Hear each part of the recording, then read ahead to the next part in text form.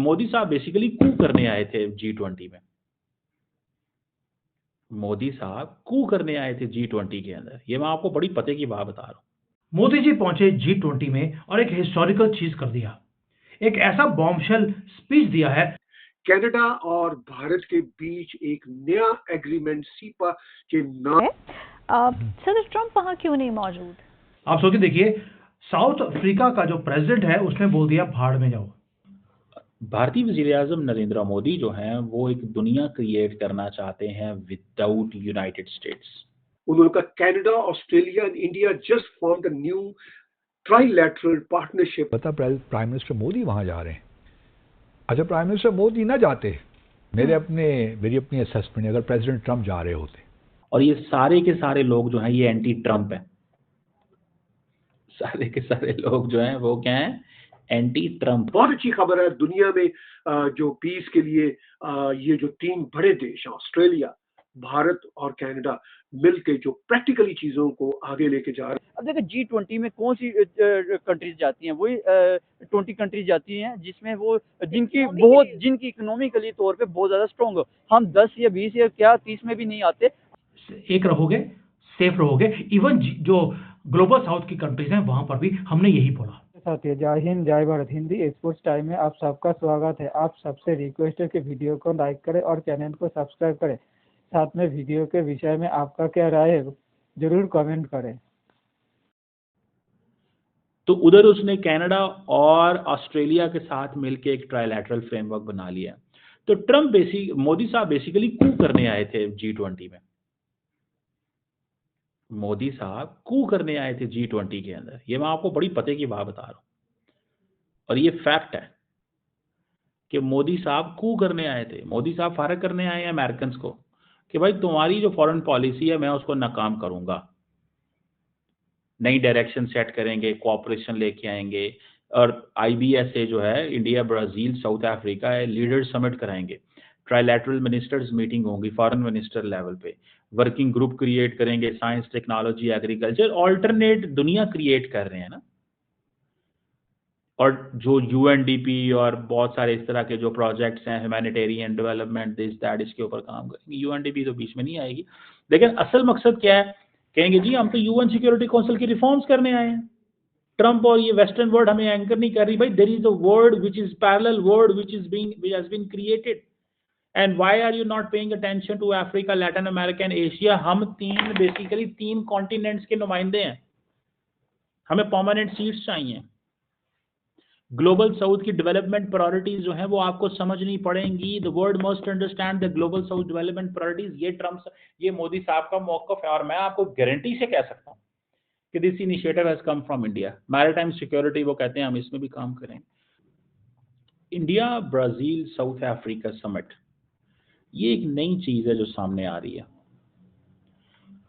भारतीय वज़ीर-ए-आज़म नरेंद्र मोदी जो हैं वो एक दुनिया क्रिएट करना चाहते हैं विदाउट यूनाइटेड स्टेट्स। वो समझते हैं कि हमें we need to create parallel structures. IBSA ये एक ट्राइलैटरल डायलॉग है। इंडिया एशिया से है, ब्राजील साउथ अमेरिका से है, साउथ अफ्रीका से है। तीन मेजर डेमोक्रेसीज हैं और वो कह रहे हैं कि ये साउथ साउथ कोऑपरेशन है। मल्टीलैटरल रिफॉर्म की हम बात कर रहे हैं। तीनों बेसिक जो मुल्क हैं they are contenders for UN security council membership. क्या साउथ अफ्रीका को सिक्योरिटी काउंसिल की मेंबरशिप मिल जाएगी? बड़ा इंपॉर्टेंट सवाल है। और ये सारे के सारे लोग जो हैं ये एंटी ट्रंप हैं। सारे के सारे लोग जो हैं वो क्या हैं? Anti Trump. सो मोदी साहब is basically creating a world without America. America के बगैर सारा कुछ क्रिएट करना चाहते हैं। ही बिलीव्स कि मेरे साथ ट्रंप ने अच्छा नहीं किया और वो ट्रंप को सीधा सीधा पैगाम दे रहे हैं, भैया तुम अपने घर, हम अपने घर, हम बोलेंगे कुछ नहीं। मैं आपको इंडियन फॉरेन पॉलिसी बता रहा हूँ, हम बोलेंगे कुछ नहीं, करेंगे वो जो हमारा दिल करेगा। कनाडा और भारत के बीच एक नया एग्रीमेंट सीपा के नाम से हुआ है। साउथ अफ्रीका के G20 के समिट के मौका पर, और एक और एग्रीमेंट कनाडा, भारत और ऑस्ट्रेलिया के बीच में हुआ है। वहां पे उन्होंने जो इंपॉर्टेंट काम किए वो प्राइम मिनिस्टर नरेंद्र मोदी से मुलाकात की। अब प्राइम मिनिस्टर नरेंद्र मोदी से जो उनकी मुलाकात होती है वो सिंपली कोई जैसे हम कहें कि ऐसी मुलाकात नहीं है कि वो मुलाकात बायलैटरल मुलाकात है, कोई गपशप की मुलाकात है। उस मुलाकात के बारे में प्राइम मिनिस्टर मार्क कार्नी का एक ट्वीट आता है। जो पिक्चर मैंने अभी आपके साथ शेयर की वो खुद प्राइम मिनिस्टर मार्क कार्नी ने शेयर की हुई है। अब ट्वीट देख लीजिए। प्राइम मिनिस्टर मार्क कार्नी ने 22 नवंबर को ट्वीट दी। उन्होंने कहा Canada, Australia and India just formed a new trilateral partnership on technology and innovation. We will work more closely together on clean energy, critical minerals, and AI to unlock new research, more opportunities, and generate prosperity. ये कोई छोटी बात नहीं जो prime minister mark Carney ने अपनी tweet में लिखी, और उन्होंने अपने ही ट्विटर हैंडल पे ये पिक्चर भी शेयर की।